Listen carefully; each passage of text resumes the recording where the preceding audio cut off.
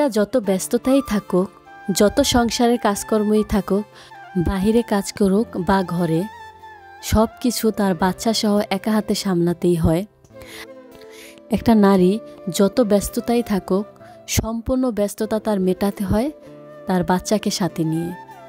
ঘরে বাইরে লড়াই করে যেতে হয় তার বেবিকে সাথে নিয়ে। আমিও আমার সংসারটা সামলাচ্ছি 2টা বেবিকে সাথে নিয়ে। আসসালামু আলাইকুম। কেমন আছো সবাই? আশা করি আল্লাহর রহমতে সবাই ভালো আছো। আলহামদুলিল্লাহ, আমিও ভালো আছি। আজকের ব্লগটি আমি শুরু করেছি গত পরশু। বাজারের একটা ভিডিও শেয়ার করছিলাম, তারপর থেকে ব্লগটি শুরু করেছি। বিকজ বাজারের ভিডিওটা অনেক বড় হয়ে যাচ্ছিল, তাই আর কি ভিডিওটা বাড়াইনি। এটা আবার আরেকটা ভিডিও তৈরি করছি। আজকে আমি তোমাদের সাথে শেয়ার করব আমি আমার মেয়েকে নিয়ে সারাদিন ঠিক কিভাবে কাজ করি। তোমরা তো গত ভিডিওতে দেখতেই পারছো বাজারটা গুছাতে গিয়ে আমার মেয়ে কি কাণ্ডটাই না করলো, কাচের বাটিটা ভেঙে ফেললো। আমি যখন প্রত্যেকটা কাজ করি আমার মেয়েটা আমার সাথেই থাকে, কারণ ওকে দেখার মতো কেউ নেই। ওকে আমারই সামলাতে হয়। ইভেন সংসারের প্রত্যেকটা কাজ আমাকে করতে হয়। ইভেন আলিফকে মাদ্রাসা দেওয়া, মাদ্রাসা থেকে আনা। এখন আমার উপর একটু চাপ বেশি পড়ছে, কারণ আমার বোনটা অসুস্থ। এই জন্য ওর বেবিকেও আমাকে নিয়ে যেতে হয় এবং নিয়ে আসতে হয়। ও যখন সুস্থ থাকে তখন দেখা যায় ও দিয়ে আসে, আমি নিয়ে আসি, বা আমি দিয়ে আসি, ও নিয়ে আসে। কষ্টটা অনেকটাই কমে যায়। এখন সব কিছুই আমাকে সামলাতে হয়। আমি বাজারটা গুছিয়ে চলে আসছি রান্না করতে। রান্না করার জন্য যে সবজির বাজারগুলো নিয়ে আসছিলাম ওগুলো ভালোভাবে কেটে নিয়েছি। দেন আমি যতগুলো মাছ রান্না করব ওইগুলো নামিয়ে নিয়েছি।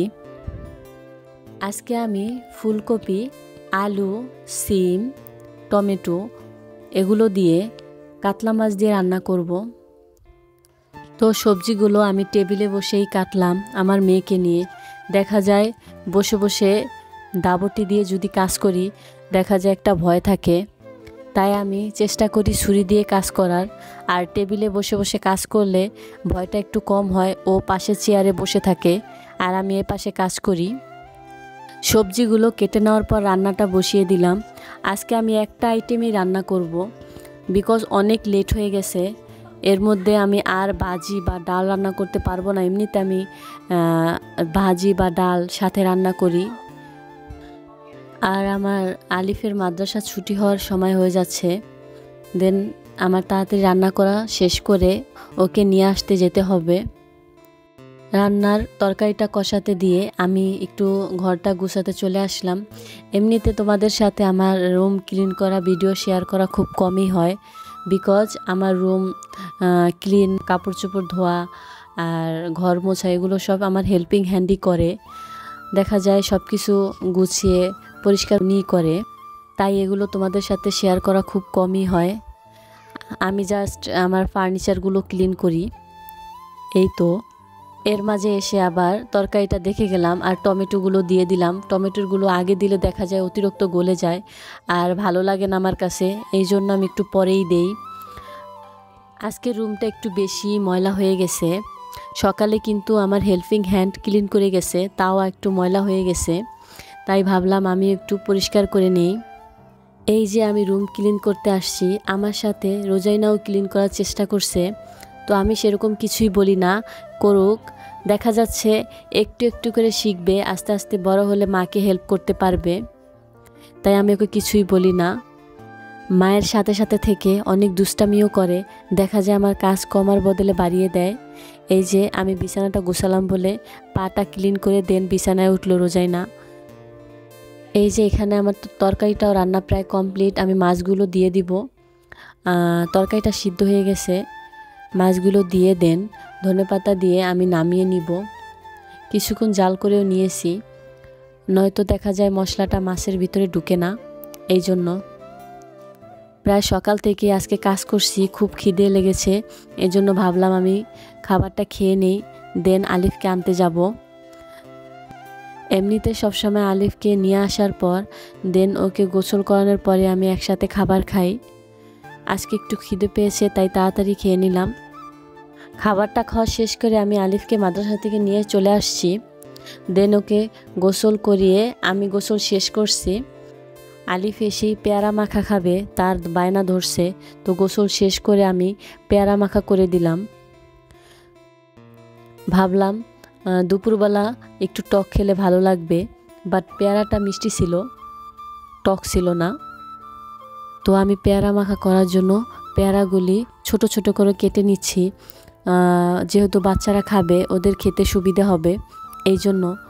আর আমার ছুরিটাও বেশি একটা ধার ছিল না, কাটতে একটু কষ্টই হচ্ছিল। তো এই পেয়ারার মধ্যে আমি কাসুন্দি আর কিছুটা বিট লবণ দিয়ে দিছি, যে টেস্টটা ভালো আসে। তো আমরা 3 জন মিলে পেয়ারা মাখাটা খেয়ে নিলাম। রোজাইনা পেয়ারাটা পুরোটা খেতে পারে না, ও সামনের অংশটা খেয়ে ফেলে দেয়। আর আলিফ খুব পছন্দ করে পেয়ারা মাখা। দেন বিকেলে আমি একটু স্যুপ নুডলস রান্না করলাম। স্যুপ নুডলস তোমাদের সাথে আগেও শেয়ার করেছি, তাই আর রান্নাটা শেয়ার করিনি। এই যে আজকে রান্নাটা খুব সুন্দর হয়েছে, তার মধ্যে আবার ডিম দিতে ভুলে গেছি। আমি দেখা যায় এই স্যুপ নুডলসটা রান্না করতে গেলে কিছু না কিছু ভুল করেই ফেলি, তাও খুব মজা হয়েছে। আমার কাজিন আসছিল, ওকে নিয়েই স্যুপ নুডলসটা খেলাম। আর আলিফও খুব পছন্দ করে স্যুপ নুডলসটা, তো ওকে আমি টেবিলেই পড়তে বসিয়ে দিলাম, যেহেতু আমি সবজিগুলো এখানে বসেই কাটাকাটি করছি নুডলসের, তাই ওকে গরম গরম দিয়ে দিলাম। স্যুপ জাতীয় জিনিসটা গরম গরম খেতেই ভালো লাগে। আর এই তো আমার চা না খেলে তো ভালোই লাগবে না, তো আমি আমার জন্য চা তৈরি করে নিয়েছি। আর এই ছোট 2টা বিস্কিট, এটাই এনাফ সন্ধ্যার নাস্তার জন্য। এই বিস্কিটটা নোনতা, তো এই জন্য আলিফ এটা খাবে না। ওদের জন্য প্যাকেট অনেকগুলো বিস্কিট আনছি, যেগুলো ওরা পছন্দ করে, ও এটাই খাবে। তো ওর জন্য আমি এটাই ছেড়ে দিলাম যে তুমি এটা খাও, তোমার এটা খেতে হবে না।